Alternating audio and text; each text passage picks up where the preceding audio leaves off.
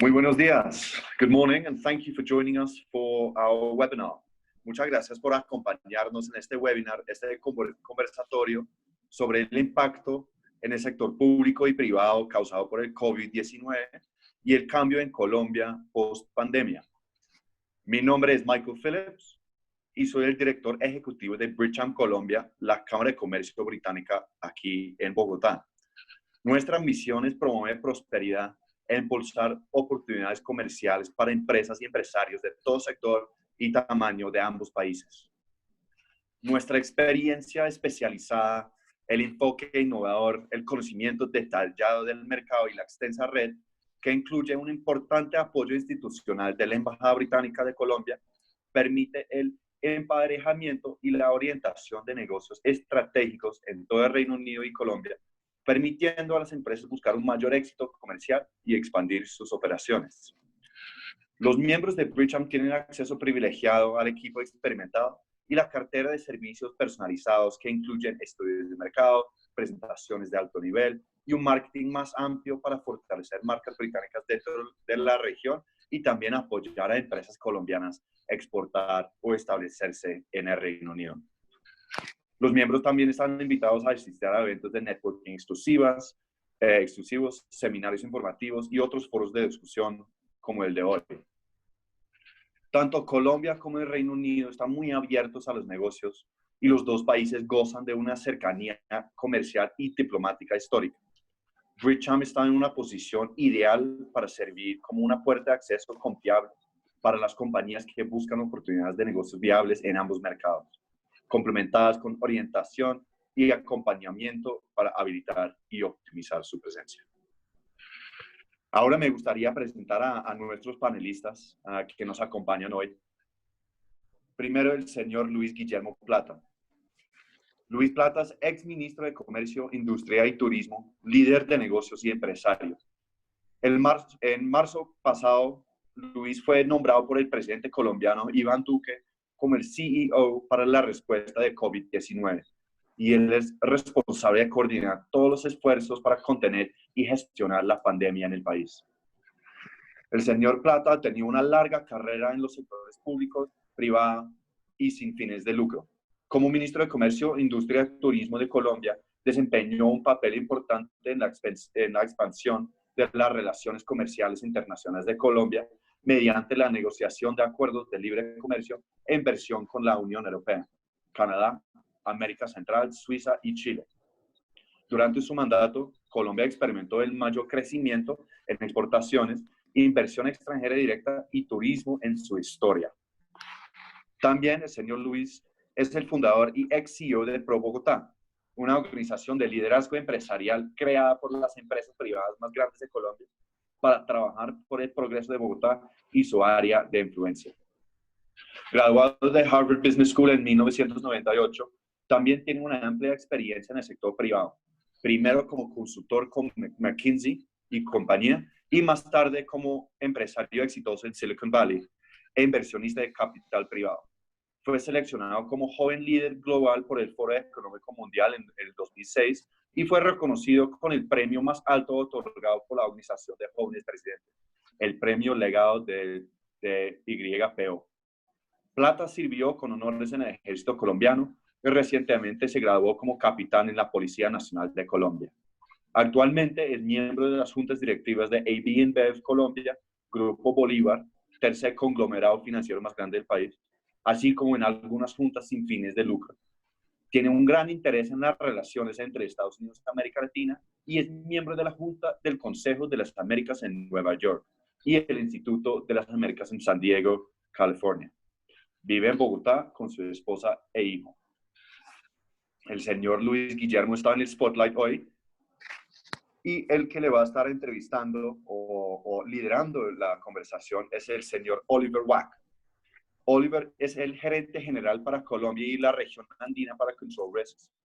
Oliver se especializa en apoyar a los clientes de Control Risks en el manejo de riesgos estratégicos y operacionales. Oliver trabaja con los gerentes de área y el equipo de liderazgo regional para optimizar el uso de los recursos globales de Control Risks en beneficio de sus clientes. y para desarrollar soluciones a la medida para resolver sus problemas más complejos. Señores, bienvenidos. Muchísimas gracias por acompañarnos hoy. Ahora le doy la palabra al señor Oliver Wack de Control Risk, quien nos va a estar liderando la conversación con el señor Luis Guillermo Plata. Oliver, bienvenido. Muchas gracias, Michael, por tenerme y muchas gracias a Brigham por aliarse con nosotros para este importante conversatorio.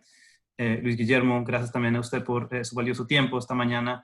Nos complace mucho poder tenerlo en este conversatorio y explorar de manera conjunta el impacto de la pandemia de COVID sobre el sector público, el sector privado y también las oportunidades que se pueden presentar en el corto, mediano y largo plazo para las empresas que quieren apoyar e invertir en Colombia. Control Risk es una empresa con más de 40 años de presencia en el país, asesorando a las empresas y a los inversionistas que quieren sacarle el provecho a las oportunidades interesantes que existen en el país. Y lo hacemos a través de la gestión de riesgos, riesgos políticos, riesgos de cumplimientos cibernéticos y de seguridad.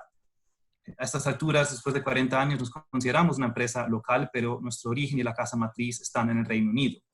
Entonces traemos a este conversatorio una perspectiva doble. Por un lado, como empresa de origen británico que opera en Colombia, y por el otro lado, como empresa que asesora a los posibles inversionistas que están mirando a Colombia desde afuera. Me parece importante hacer esta aclaración porque explica cómo nosotros nos aproximamos al conversatorio. Y en ese orden de ideas y sin, digamos, mayor introducción, quiero plantear como aproximación a la temática del impacto, digamos, un marco lógico en dos partes. Primero, la parte de la crisis aguda, cómo responder, cómo ya se ha respondido ante la situación y cómo las empresas pueden operar mientras estamos todavía en plena pandemia, quizá finalizando la primera ola y posiblemente viendo una segunda ola en el horizonte. La meta aquí sería entender mejor cuáles son los retos y cuáles son las oportunidades para el gobierno colombiano, al igual que para las empresas y las empresas británicas en particular. Y la segunda parte sería entonces hablar un poco del post-crisis, de la nueva realidad política, económica, social y empresarial que podríamos llegar a enfrentar en Colombia. ¿Cómo piensa el gobierno desde el punto de vista de hoy y cómo deben pensar las empresas sobre el nuevo, llamémoslo el no normal, porque de normal, a mi juicio, tendrá por lo menos por un buen tiempo, muy poco. Empezando entonces con el primer bloque y a modo de introducción, los analistas de Control Risks a lo largo del mundo están observando muy de cerca el manejo que los gobiernos le han dado a la crisis de la pandemia. Y nos parece indudable que la rapidez de la respuesta, la capacidad técnica desplegada y el nivel de acierto de las medidas tomadas por el gobierno colombiano le han permitido ganar mucha credibilidad en este punto y posicionarse dentro de los líderes regionales en el tema. No solo se lo digo yo, creo que muchos analistas en otras partes de la región y del mundo estarían de acuerdo. Si usted analiza la respuesta del gobierno hasta el momento y desde un punto de vista de pronto comparativo, ¿por qué en Colombia se pudo lo que en tantas otras partes no se ha podido? Muy bien, muy buenos días. Entonces comenzamos ya. Asumo que esa ya es una pregunta para mí. Entonces, bueno, ante todo, un saludo. ¿Me escuchan bien? Quisiera saber porque había problema con el micrófono inicialmente. Muy bien. Bueno, primero que todo, un agradecimiento a Michael y a Oliver por esta invitación y también muy especialmente a Andrea Silva, quien fue la gestora de esta reunión. Muchas gracias, Andrea, por tenerme presente y por haberme invitado. Hay muchas preguntas muy interesantes de lo que está pasando, lo que se ha hecho, y tal vez yo arrancaría por decir que Colombia, en medio de todo, nos ha ido bastante bien. Hay muchos indicadores para uno analizar el desempeño de un país comparado con otros, pero yo me voy a referir a dos que tal vez son los más fáciles de entender porque están normalizados, y es mirar esto también en proporción a la población del país. En Colombia ocupamos, cuando medimos el número de casos de COVID por millón de habitantes, ocupamos el puesto número 67 en el mundo. Eso quiere decir que en realidad, cuando miramos los casos que tenemos, que ya son más de 70.000, en proporción a nuestra población, pues sigue siendo un número bastante razonable digámoslo así. Mirando otro indicador similar, que es el indicador de muertes por cada millón de habitantes, ocupamos el número 50 en el mundo. Un poco menos bien acá, no obstante, sigue siendo un número nuevamente razonable. Es un poco penoso dar cifras tan frías hablando de casos y de muertes, pero los números nos indican que Colombia, digamos, ha tenido un manejo bueno de la situación y que por el momento el COVID se ha mantenido contenido. Preguntaba Oliver qué hemos hecho, qué fue importante acá. Yo creo que lo más importante que hicimos fue tomar decisiones contundentes, decisiones muy fuertes y haberlo hecho muy rápidamente. La cuarentena nuestra ha sido una cuarentena muy larga, una cuarentena muy fuerte en su principio, obviamente se ha ido relajando, pero creo que lo que nos permitió mantener relativamente bajo el número de casos y de muertes ha sido esa acción veloz y contundente. Ahora, lógicamente, esa acción tenía varias razones de ser. No era únicamente hacer la cuarentena porque sí, sino era para ganar tiempo. Era para ganar tiempo para poder lograr ampliar nuestras capacidades de infraestructura médica, por un lado, para poder resistir el embate de la pandemia, y por otro lado también aumentar nuestra capacidad de pruebas. Teníamos una capacidad muy baja de pruebas cuando arrancó la pandemia, estoy hablando en el mes de marzo, estábamos haciendo más o menos 600 pruebas al día para detectar COVID. Hoy en día estamos haciendo cerca de 18,000 pruebas diarias, o sea que esa capacidad pues se ha multiplicado casi que por 30. Y pues necesitábamos el tiempo para poder crear esas capacidades y para poder crear una oferta de salud que nos permitiera resistir el momento más crítico de crecimiento de la curva. Entonces, ese tiempo se usó, como les decía, muy prudentemente, primero que todo para ampliar capacidad de pruebas. Les decía, pasamos de 600 a tener 18,000 pruebas diarias hoy en día. Eso nos permitió pues, empezar a identificar también más rápidamente los casos y poder reaccionar ante ellos. ¿Cómo lo hicimos? Logramos traer desde Asia un número importante de reactivos para pruebas. Logramos traer también unos robots de extracción de los Estados Unidos. Habilitamos más de 60 laboratorios regionales para poder hacer pruebas.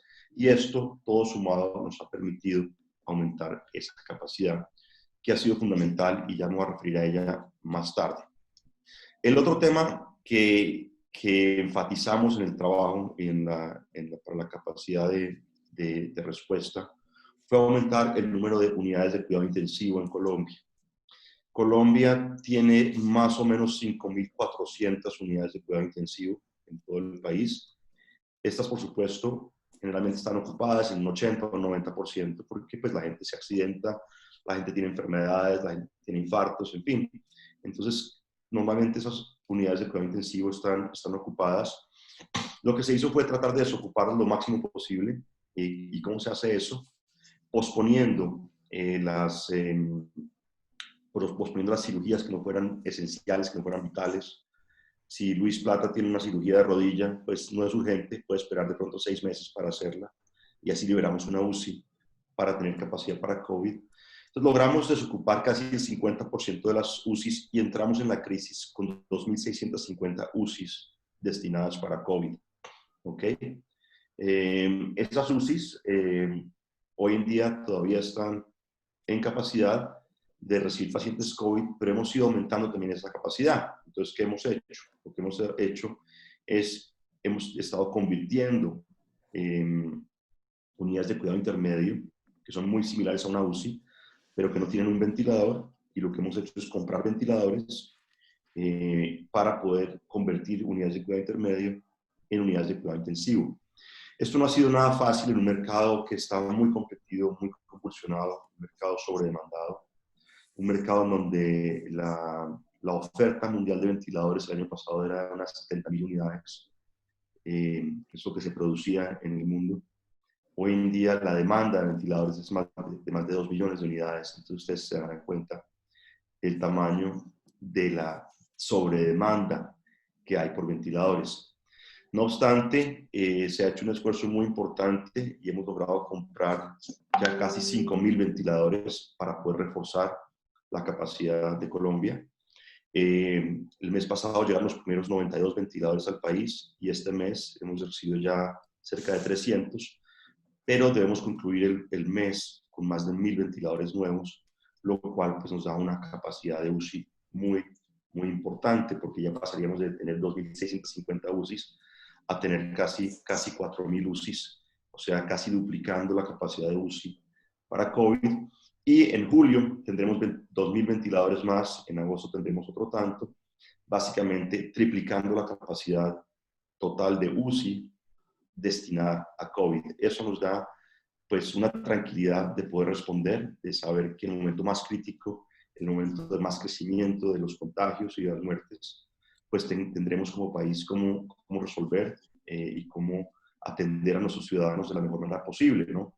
Aquí siempre el tema es cómo poder combatir la enfermedad y cómo tener el menor costo en vidas, a la vez que podamos tener el menor costo económico y social también para el país.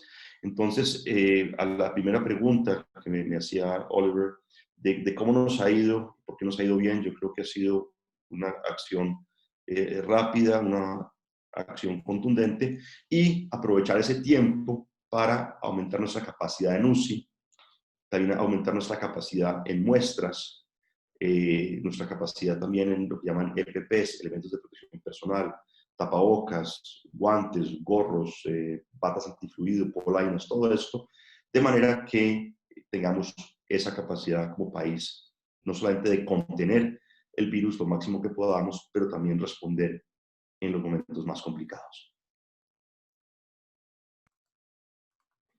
Gracias, Guillermo. Digamos, en el momento actual, lo que sí estamos viendo y lo que nosotros le hemos recomendado mucho a los clientes de la empresa privada que están intentando gestionar este tema de la crisis y asegurando la continuidad de sus negocios es que alcen la cabeza, que no se enfoquen solo en lo que pasa en los acontecimientos a nivel nacional, sino también que miren más allá a nivel regional y a nivel global para entender mejor qué se podría llegar a dar en un día, en una semana o en un mes en cuanto a las siguientes fases de este virus, tanto digamos, una desescalada de las medidas que se están tomando como una posible segunda ola. Y por supuesto se está hablando, ya se ha reportado en medios locales e internacionales, casos en Corea del Sur y en Alemania, para nombrar solo dos países que están para muchas personas dentro de los líderes globales en cuanto al manejo que le han dado a la pandemia. Desde el punto de vista suyo, del gobierno colombiano en este momento, ¿habrá o no una segunda ola? ¿Y cuándo se espera que llegue esa posible segunda ola al país? Bueno, lo que pasa es que no ha llegado la primera ola todavía, entonces no podemos hablar de segunda ola. Hasta ahora estamos comenzando a subir realmente al pico de la primera ola.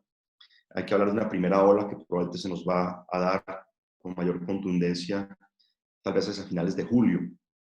Obviamente eso son cosas que pueden cambiar, puede cambiar mucho, dependiendo del crecimiento de la pandemia, dependiendo de la conducta de las personas. Entonces, sería difícil hablar de una segunda ola cuando todavía no hemos recibido realmente el embate de la primera.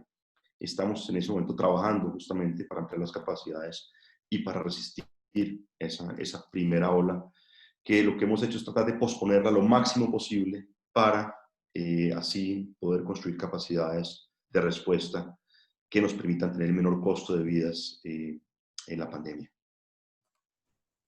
Siendo al mismo tiempo, digamos, la posición de que si llegamos al pico en julio, la idea no sería relajarnos después de eso. La idea sería anticipar que posiblemente se tenga que volver a tomar ciertas medidas. Hay que seguir el control para manejar este virus en los siguientes meses. Por supuesto, Oliver. Yo quisiera en ese sentido referirme a lo que es la estrategia del gobierno de aquí en adelante, porque lo que viene es muy importante y es un cambio en la forma que vamos a combatir el COVID.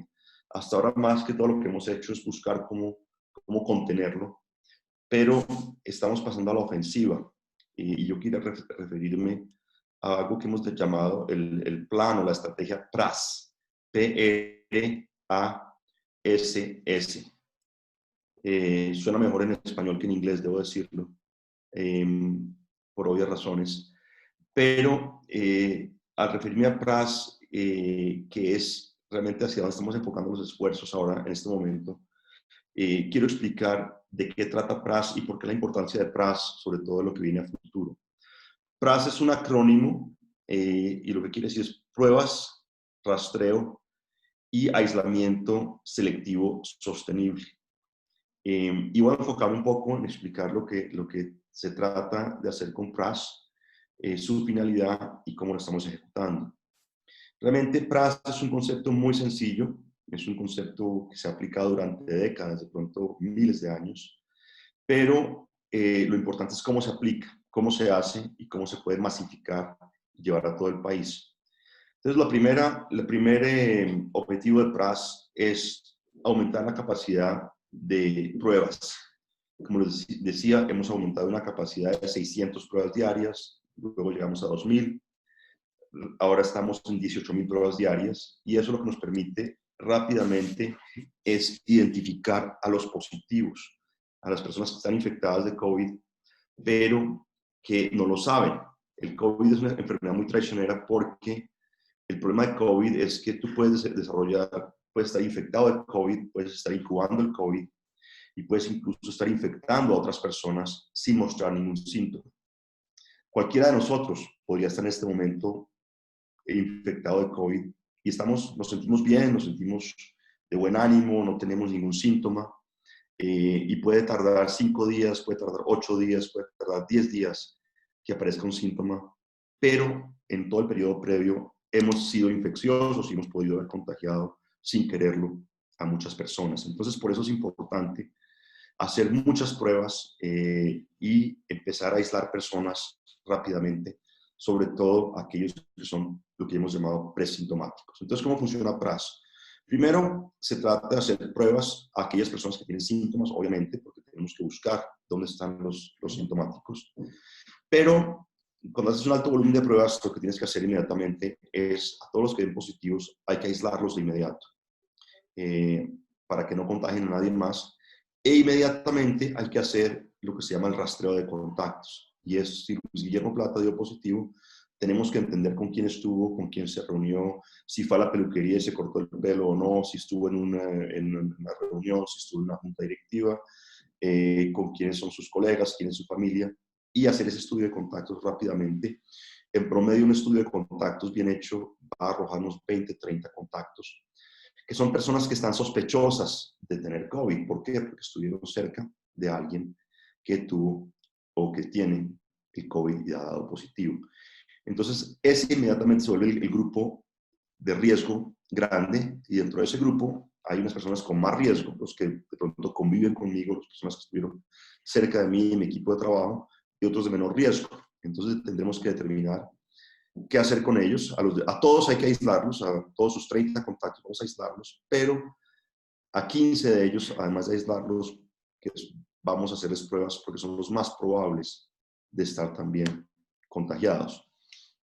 Y así sucesivamente lo que vamos haciendo entonces es aislando a las personas positivas, haciendo rastreo de contactos y aislando también a esos contactos y haciendo pruebas a aquellos contactos que indican una probabilidad alta de estar infectados. Eso es lo que llamamos aislamiento selectivo, sostenible. Es pasar de aislar a toda una ciudad o a todo un país, pasar de hacer cuarentenas generalizadas, a simplemente identificar a aquellos con alta probabilidad de estar infectados o infectados y aislarlos a ellos de una manera selectiva, solamente estos, y sostenible, al que no se pueda aislar porque de pronto no tiene cómo sostenerse desde el punto de vista económico o no tiene un espacio para aislarse, pues proveerle el cómo aislarse. Y esto es PRAS, un concepto muy, muy sencillo, pero lo que hace PRAS básicamente es romper cadenas de contagio, identificar un contagiado, sus contactos, aislarlos y romper la cadena. Y así es como combatimos el COVID. Esto va a ser muy importante porque a la medida que vamos avanzando con PRAS, tendremos menos cuarentenas prolongadas y lo que tenemos que hacer es hacer mucho énfasis en ser selectivos en los aislamientos que hagamos a futuro. Y es lo que permite, realmente, a la pregunta que hacían al principio, es lo que permite abrir el país, es lo que permite que el país pueda seguir su vida económica, su vida social, y nos enfoquemos únicamente en los contagios y sus cadenas para combatir el COVID. Siempre será mucho más económico y tendrá mucho más sentido, así sea difícil de ejecutarlo, aislar a 100.000 o aislar a 200.000 personas, que aislar a 5 millones o a 10 millones o a 20 millones o a 50 millones. Entonces, estos PRAS tenemos concebido como la forma de ganar la guerra. No es un invento nuestro, hay diferentes modos de PRAS, de hecho en Corea, en Singapur, el mismo Reino Unido, leía yo hace un par de semanas, que estaban contratando 25.000 contact tracers, o que hemos llamado rastreadores en español, que son personas que hacen todo, la identificación de los positivos, la búsqueda y rastreo de los contactos para poder posteriormente hacer el aislamiento selectivo sostenible. Entonces, eso tal vez es lo más importante, lo más novedoso que se está haciendo, y hacia dónde tiene que ir realmente las herramientas y la cuarentena, a aislar a unos pocos, pero asegurarnos que son realmente los que hay que aislar. Perfecto, Luis Guillermo. Sería eso entonces la respuesta del gobierno colombiano, digamos, a la búsqueda esta de una solución más inteligente, diríamos, ¿no? Más una cosa quirúrgica que de pronto un tema amplio que cubre a todo el país y como bien lo dice, creo que ya estamos viendo que eso nos permite y les permitiría, digamos, a ustedes de alguna forma salirnos un poco de ese falso, digamos, debate que se está planteando en muchas partes, que es o la vida humana o la economía, porque es que utilizando una estrategia como PRAS, la idea es poder hacer las dos. Correcto, se puede proteger la vida humana y se puede aumentar la producción económica.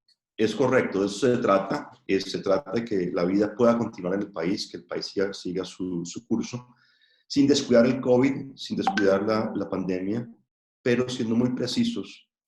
Y como lo has dicho, Oliver, una forma prácticamente quirúrgica, escoger quiénes son las personas contagiadas, quiénes son sus potenciales contactos, quiénes son los posibles contagiados, y enfocar los esfuerzos en ellos. Luis Guillermo, en este tema del PRAS, ¿cuáles son, digamos, mencionó algunos temas como EPP, ventiladores, al principio mencionó los robots de extracción y kits de pruebas que se han necesitado, digamos, tanto con lecciones aprendidas de los últimos meses como de cara hacia PRAS y la siguiente fase de la estrategia de gobierno?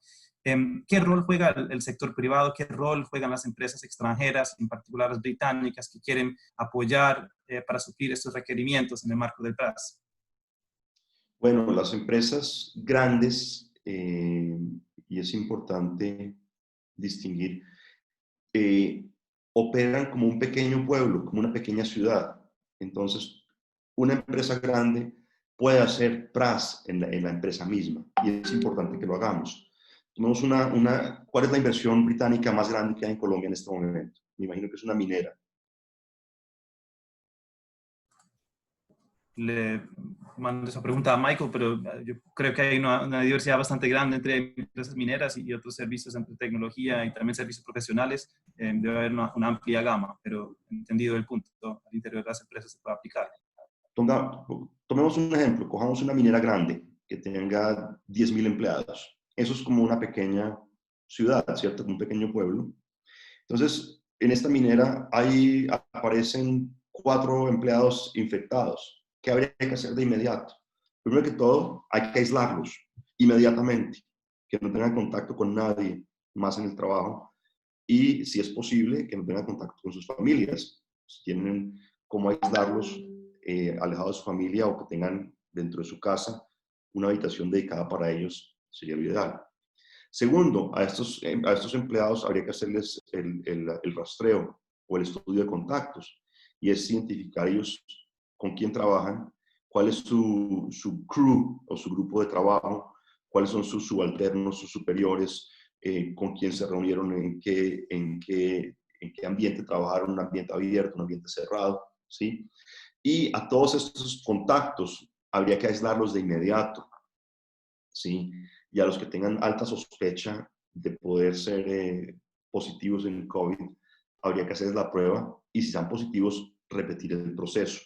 Entonces, puedes trabajar en una empresa grande, sobre todo, pues eso lo puede hacer cualquier empresa, por supuesto, pero uso el ejemplo de una empresa grande donde puedes aplicar el PRAS completamente para aislar a las personas y para rápidamente hacer estudios de contacto y hacer toda la contención de la cadena. Yo creo que es una forma muy importante en que el sector privado nos puede ayudar, tanto empresas grandes como pequeñas, es identificando a aquellos positivos y haciendo su propio PRAS dentro de las empresas. De hecho, así como hemos sacado un instructivo de PRAS para gobernadores, para alcaldes, vamos a sacar un instructivo de PRAS también para sector privado, para empresas grandes o chicas que sepan qué hacer y cómo aislar y cómo hacer los contactos para poder contener la enfermedad. Yo creo que aquí nos pueden ayudar muchísimo como sector privado, sumado a estas iniciativas. Pues digamos, de Inglaterra hemos tomado también algunas de las ideas de PRAS y de Contact Tracing. Esto es un esfuerzo que hemos construido entre varios, el Ministerio de Salud, Gerencia COVID, del INS, para tener nuestra propia versión de cómo hacer el Contact Tracing, que es tan importante y que es la herramienta fundamental para poder luchar contra una epidemia. Ok, gracias. Creo que mirando el tiempo, vamos a empezar a pasar a la segunda digamos, fase de este conversatorio que yo mencionaba al principio, que es un poco la mirada hacia el después, o por lo menos, digamos, una ventana de tiempo de 12 meses y más allá, pero de hecho hay una pregunta que me sirve un poco como puente, y es que justamente más allá de la aplicación de estas políticas al interior de las empresas, por supuesto, hay empresas en este momento en el Reino Unido y en otras partes que están mirando a Colombia como un destino para inversiones, un destino también para exportaciones. Y hemos escuchado de casos de algunas empresas que nos cuentan, de clientes que nos cuentan que este tema de lograr permisos de importación para justamente equipos de protección personal, ventiladores y otros, que ese proceso ha sido un poco difícil. ¿Ustedes qué le dirían a esas empresas que están mirando cómo apoyar en este proceso, cómo posicionarse ahora para apoyar también en la parte de equipamiento, de tecnología y de otros al esfuerzo colombiano? No sé, me sorprende un poco la pregunta porque de hecho, pues las importaciones para este tipo de productos están abiertas totalmente. Estamos haciendo un esfuerzo para conseguirlos. Por el contrario, hemos encontrado son restricciones de exportación, sobre todo en Alemania, en Estados Unidos, donde ciertos elementos médicos se prohíbe su venta a otros países. Entonces, digamos que aquí no hay limitación. Obviamente son productos médicos, obviamente tienen que tener certificaciones, obviamente tienen que tener unos estándares de calidad, porque no podemos exponer a pacientes a productos médicos sin ese tipo de certificaciones y garantías de funcionamiento. Pero de hecho todos estos sectores están abiertos y la dificultad ha sido la contraria, la facilidad para comprar. Muy, muy limitada y nos ha tocado competir pues con 180, 190 países que están buscando el mismo tipo de productos. Entonces, no sé si sean casos puntuales y con mucho gusto los podemos revisar, pero en general lo que hemos buscado, por el contrario, es reducir, quitar aranceles, quitar restricciones, quitar todo tipo de barreras al comercio para poder importar más rápido y más eficientemente todos los productos como los EPPs, como las pruebas, como los ventiladores, bueno, y otros productos de equipamiento médico, como monitores, bombas de infusión y otras cosas. Gracias. Ahí justamente lo mencionaba, yo creo que un punto que entonces sí es perfectamente un segue a esta segunda parte es las oportunidades, no solo en el corto plazo, sino también mirando un poco más allá de esta siguiente fase de la crisis, digamos, asumiendo que dependiendo de lo que pase uno con una posible vacuna, este esquema del PRAS nos va a acompañar durante un tiempo, va a haber un impacto económico, va a haber un impacto político y social, como lo mencionábamos al principio. Usted de pronto, desde el punto de vista que tiene ahora, pero también con toda la experiencia de empresario que tiene, ¿dónde ve usted posiblemente para las empresas que están afuera mirando a Colombia a través del ente del COVID, cuáles serían las oportunidades en el mediano y largo plazo? ¿Qué les diría a esas empresas que están mirando en dónde mirar? Se habla del sector farmacéutico, dispositivos médicos, por supuesto, pero ¿qué otra cosa analiza usted? Bueno, yo digamos que mi enfoque ha estado acá en sobrevivir día a día. Yo pienso en el día, yo pienso en la meta diaria que tengo que lograr. ¿Cuántos ventiladores logré conseguir? ¿Cuántos tapabocas logré conseguir? ¿Cuántas camas logramos conseguir? ¿Cuántas UCI logramos adaptar? ¿No? Entonces mis metas en este momento han pasado de ser metas diarias a pensar ya un poquito más en metas semanales, con PRAS, cómo logramos aumentar el testing, cómo logramos hacer más aislamiento, cómo logramos hacer el rastreo. Y ya poco a poco empezamos a pensar también un poco más a largo plazo, más a futuro. Yo creo que hay algunos temas que van a cambiar en Colombia, que van a ser importantes a futuro. El primero es, creo que Colombia, que venía transitando un camino de digitalización importante, eso se ha acelerado y todo lo que sea digitalización de la economía va a ser mucho, mucho más importante. Aquí lo hemos visto, obligados por la situación a usar el Zoom, a tener clases virtuales, a tener cursos virtuales, a tener pues oficinas virtuales. Y yo creo que este proceso de conectividad y digitalización de Colombia ha despegado para bien y pues es un subproducto, digámoslo así, positivo de esta crisis y es que avanzamos en conectividad, avanzamos en digitalización en 3 meses, lo que hubiéramos avanzado seguramente en 3 años. Entonces creo que aquí hay una oportunidad interesante en todo lo que sea digitalización de la economía. Lo segundo, me parece interesante que se ha empezado a desarrollar una industria médica en Colombia también. Aquí muchos de los confeccionistas colombianos en Bogotá, en Medellín, han hecho un esfuerzo para reconvertir su producción pasando de blue jeans o de camisas hacia polainas, gorros, batas, trajes antifluido. Entonces puede ser esa también la semilla importante hacia una industria de elementos médicos, tapabocas también, que no teníamos y que nos ha hecho falta, que ha sido una debilidad nuestra como país. Y pues creo que aquí podemos también encontrar una nueva área de desarrollo. Y hay otro tercer caso que es interesante, se han desarrollado ya 21 iniciativas para la fabricación de ventiladores locales, 2 de ellas bastante avanzadas, 2 de ellas que ya están trayendo productos al mercado.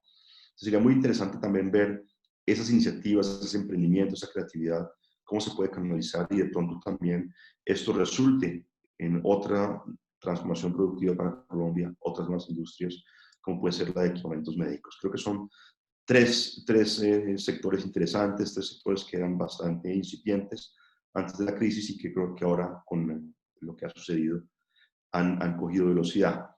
Y yo quisiera hacer una pregunta pensando a futuro, porque cuando leí el brief que me mandaron para esta reunión, vi que aquí hay un representante de AstraZeneca y estoy muy interesado en saber más acerca de la vacuna. ¿Cómo es esto? El anuncio que se hizo hace un par de semanas, ya pues de que próximamente habría una vacuna.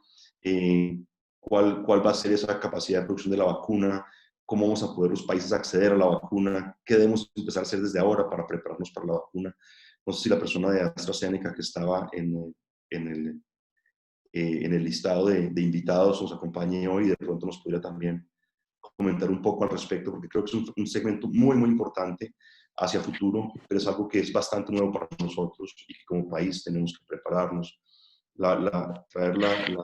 Conseguir la vacuna, tener las vacunas, tiene muchas implicaciones, desde cómo se hace cómo conseguirlas, cómo hacer la vacunación, cómo conseguir las jeringas, todos estos aspectos, y no sé, cambiando un poquito aquí la dinámica, yo sé, pero me interesaría mucho y sería un gran valor nosotros como país, poder conocer más al respecto. Yo creo que desafortunadamente el señor de AstraZeneca ya no está con nosotros, pero si quiere yo, pues AstraZeneca es empresa afiliada a Brigham, entonces si quiere, señor Luis Guillermo, yo con mucho gusto le averiguo y le informo lo que dice el señor de AstraZeneca. Excelente, y si nos pueden ayudar a establecer un contacto con ellos, pues también sería muy útil, porque sé que va a haber una competencia, así que hubo una competencia por ventiladores y equipamiento médico, sé que cuando la vacuna esté disponible, pues también va a ser una competencia muy fuerte y tenemos que empezar a pensar cómo va a ser eso, cómo se va a dar ese manejo de la vacuna. Sí, yo creo que es una pregunta que tiene todo el mundo. Perfecto. Luis Guillermo, de hecho, de pronto termino con una última pregunta que es un poco más, táctica, si uno quiere decirlo de alguna forma, pero yo sé que para muchas de las personas en la llamada y sobre todo para algunas de las empresas y empresarios de los sectores que tú mencionaste se lo están preguntando, y es el tema de que físicamente no se puede ir a Colombia en este momento. Se supone que a partir del 1 de septiembre se podrá, pero ¿qué rol juega el cierre de fronteras y la imposibilidad de ir físicamente a Colombia en esta estrategia del PRAS, y cuál es más o menos la perspectiva para esto? Bueno, lo que es el manejo de la frontera no es un tema PRAS realmente. Lo que pasa es que el virus pues vino de afuera y es una forma de contener el crecimiento del virus. En este momento, claramente, pues el tener el país cerrado nos permite tener un control mucho más efectivo, nos permite mantener, digamos, el crecimiento más bajo.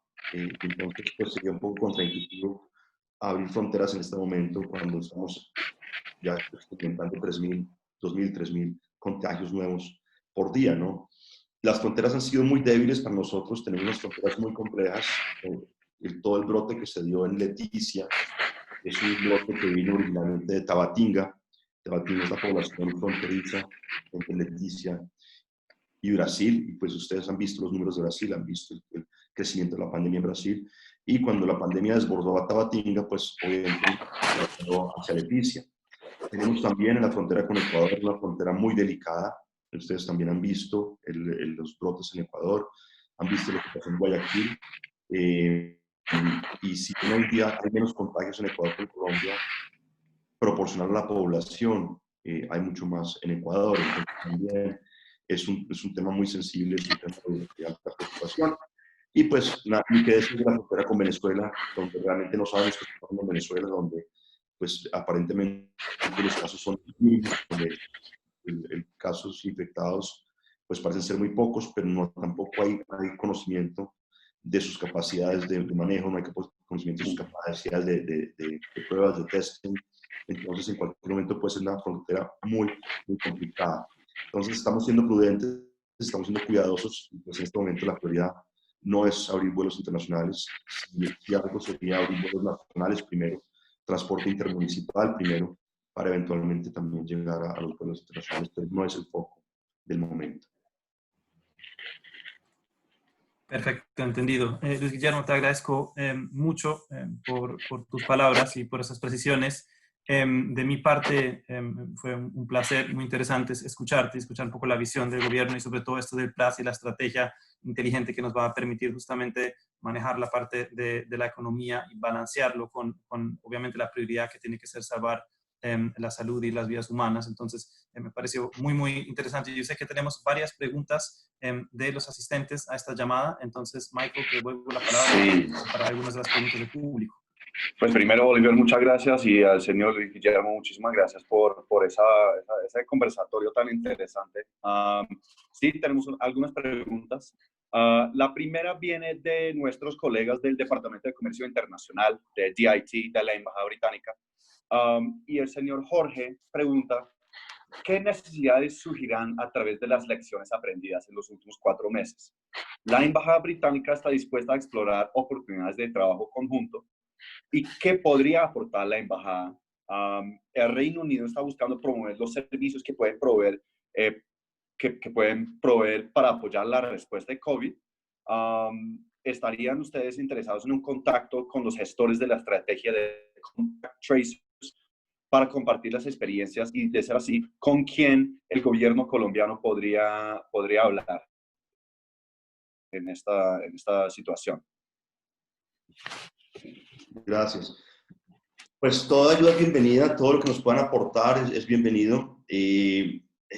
Voy a decir una cosa politically incorrect, pero pues digamos el Reino Unido ha tenido también muchos retos en el manejo del COVID, ha habido mucha controversia en la forma que el Reino Unido ha manejado el COVID.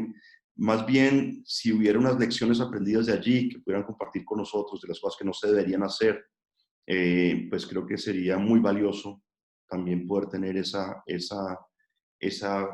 punto de vista, ¿no? Sé que el Reino Unido ha sido de los países más duramente golpeados en el manejo, en el COVID, y que su estrategia ha sido, yo no quiero entrar a juzgarla porque pues no soy nadie para hacerlo, pero es una estrategia que ha generado mucha controversia y no lee pues mucha literatura a favor y en contra de lo que se ha hecho en UK. Pero más bien les diré a ustedes, donde ustedes crean que hay una fortaleza o algo que allá se hizo y que no salió bien y que deberíamos conocer nosotros para evitarlo, pues sería muy útil, porque yo creo que Reino Unido nos lleva por ahí unos 2 meses la delantera en lo que ha sido el desarrollo de la enfermedad. Entonces, pues puede ser muy, muy útil conocer esto.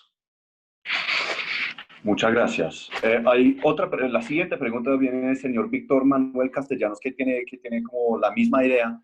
Y el señor Víctor Manuel pregunta cómo él representa un laboratorio inglés, cómo pueden ellos acceder directamente a su oficina, Luis Guillermo.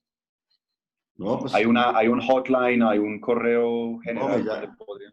Que me escriba o que coja mi celular, 310-625-4193. Otra vez, por favor. 310-625-4193. O que me escriba a mi correo lplata@lplata.com. No sé qué tipo de inquietud tenga, pero con mucho gusto lo podemos mirar. Listo. Muchísimas gracias. Menos mal, solo tenemos a 20,000 personas escuchando este webinar, sí. Entonces te van a llegar muchos mensajes. Está bien. Después cambio el número. La siguiente pregunta viene del señor José Giraldo. Dice, buenos días. Teniendo en cuenta que la capacidad actual de unidades de cuidados intensivos tiene un porcentaje de ocupación del 17.5% en Medellín, ¿qué lecciones aprendidas puede dejar el caso de Antioquia al incorporar la trazabilidad de los casos y cercos epidemiológicos mediante el uso de datos en la aplicación Medellín Me Cuida? Lo cual puede replicarse en el resto de ciudades, disminuyendo así el número de casos diarios y aumentando la contención de la propagación del virus? Esa es una muy buena pregunta. Medellín ha sido muy exitoso porque Medellín, más allá del app, Medellín implantó su propia estrategia PRAS, ¿sí? Y lo vino haciendo más rápido que todos. Una estrategia PRAS puede utilizar tecnología o puede no utilizarla. Digamos que son cosas complementarias. Cuando uno hace el rastreo se puede hacer manual, lo que es el good old-fashioned manual tracing, y es entrevistar a la gente. Michael, ¿con quién estuviste hoy? ¿Con quién almorzaste? ¿Qué hiciste después del almuerzo? ¿Dónde mira en tu Outlook, en tu teléfono, qué citas tuviste? ¿Con quién te reuniste? En fin, eso es la forma, digamos, manual, tradicional de rastreo. La forma con tecnología de rastreo, hay varias maneras de hacerlo, pero tal vez la más básica es a través de Bluetooth. Si yo tengo el Bluetooth de mi teléfono activado, yo puedo saber qué teléfonos estuvieron cerca de mí y por cuánto tiempo. O sea, cuánto exposure tuve yo a otras personas. Y esto es clave para determinar si hay riesgo o no de contagio. ¿Qué quiero decir con esto? Si yo voy a hacer rastreo de contagios de gente conocida, que son los más probables, los que más probablemente tengan la posibilidad de infectarse, pues es rastreo manual, la forma más sencilla de hacerlo. Pero para hacer rastreo, lo que yo llamo anónimos, es la tecnología, la forma más adecuada de hacerlo. ¿Qué quiero decir con anónimos? Si Luis Guillermo estuvo en el banco, estuvo en la fila del banco durante 15 minutos, y hay una persona atrás, y hay una persona adelante, ¿sí? Y Luis Guillermo termina siendo positivo. Si el teléfono de Luis Guillermo estuvo expuesto, o el teléfono de esas personas estuvo expuesto al teléfono de Luis Guillermo, pues a estas personas se les puede avisar, oiga, usted estuvo cerca de una persona positiva, expuesto por más de tanto tiempo, hágase una prueba, ¿sí?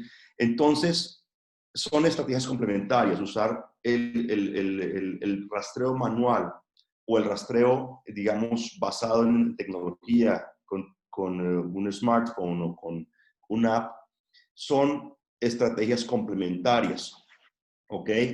Y la una sirve más para contactos conocidos, la otra sirve más para contactos anónimos o exposición anónima a personas que tuvieron el COVID.